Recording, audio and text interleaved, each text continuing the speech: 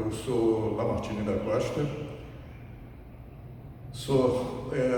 fui convidado pelo Carlos Henrique Ribeiro, organizador desse evento, Esporte e Turismo, para falar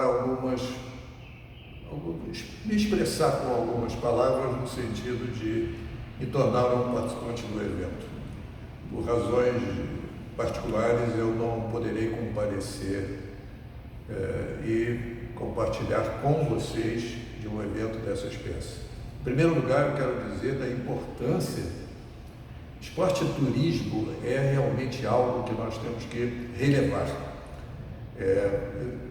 Entre os teóricos, isso não tem mais dúvidas, os grandes exemplos internacionais estão mostrando essa particularidade do esporte, que cria grandes impactos na economia, via turismo, evidentemente, via participante de vários países num determinado lugar, determinado evento. É também uma condição relacionada aos legados, que é outra condição que o Carlos Henrique estabeleceu, e essa universidade, a Universidade de Santa Úrsula, a qual também tem um grande apreço.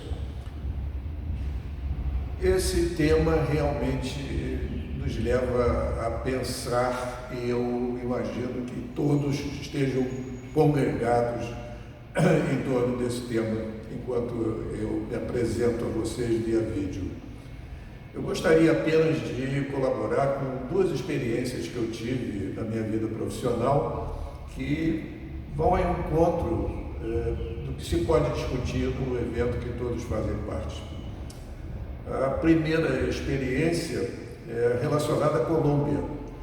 Eu tinha uma função de encarregado de pesquisas da Tafisa, é uma organização que cuidava do esporte popular, esporte para todos, e fui muitas vezes à Colômbia no final dos anos 90 e testemunhei grandes discussões a respeito da ciclovia, que foi um evento que uniu a cidade de Bogotá, e participei de alguns eventos também que foram organizados em outras cidades da Colômbia, inclusive Medellín, que era uma cidade violentíssima na época.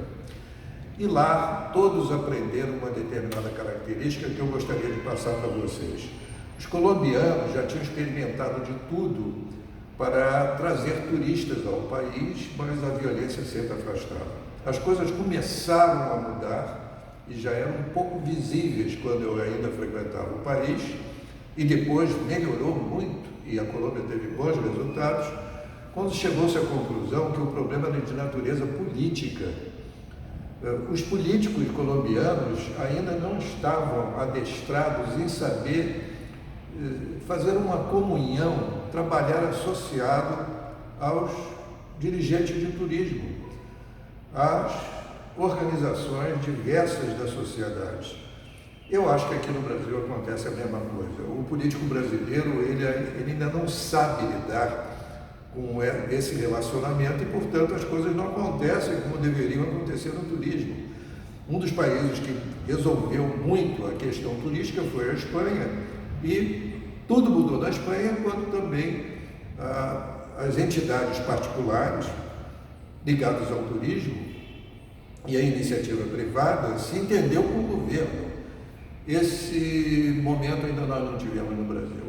Os nossos políticos são predadores, desculpe a expressão, mas é uma realidade, não são todos, mas é uma realidade que nós temos que enfrentar, e detestam dividir o poder com outras entidades, outras lideranças. Nós temos grandes líderes de turismo, dão sempre entrevistas a esse respeito, do que pode ser feito no Rio de Janeiro, e a coisa morre onde? Na mão dos políticos, na mão dos dirigentes governamentais. Então nós temos que resolver esse problema. É muito sério. A Colômbia não resolveu totalmente, ainda tem vários problemas, mas avançou economicamente e avançou bem com o turismo. Eu sugiro que os nossos olhos se postem naquele país. Inclusive é um país que deve ultrapassar a Argentina em produto bruto esse ano de 2020 e será o segundo país da América Latina depois do Brasil. E é um país que saiu de grandes problemas de violência e que se parece muito com o Brasil e o Rio de Janeiro atualmente. A segunda experiência que eu gostaria de dar, e o tempo é curto, mas eu acho importante, nos anos 80, eu representava o ICSP no Brasil e na América Latina. ICSP é o Conselho Internacional de Ciências do Esporte e da Educação Física. É uma organização internacional conhecida e mandou uma representante ao Brasil que veio visitar vários países da América Latina, chamada Teresa Volanska. Eu acompanhei essa pessoa para vários lugares do Rio de Janeiro e levei as ruas de lazer, que eu era um dos organizadores da época. Nós estamos aí nos anos 80.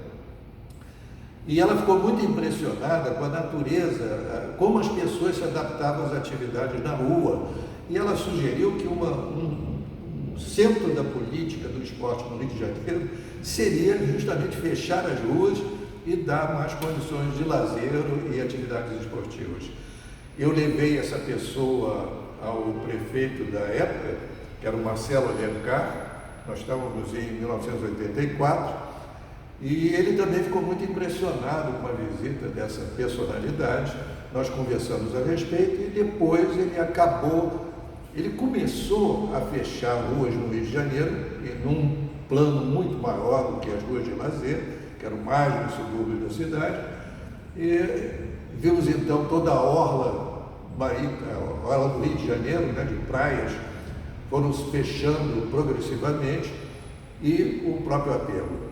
Hoje nós estamos assistindo um retorno disso com a área que foi dedicada aos ciclistas ali na área portuária do Rio de Janeiro. Grande ideia, espero que isso amplie. A cidade de São Paulo também experimentou fechar ruas e hoje já tem vários estudos, até acadêmicos, no sentido de mostrar, como a Avenida Paulista, que foi o objetivo desse estudo, para demonstrar que isso é uma solução a ser desenvolvida nas cidades.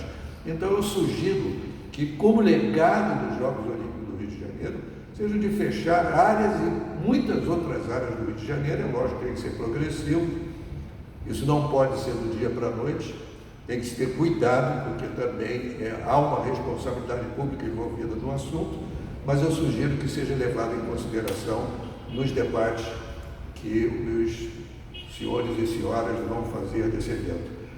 Um abraço a todos, muito obrigado.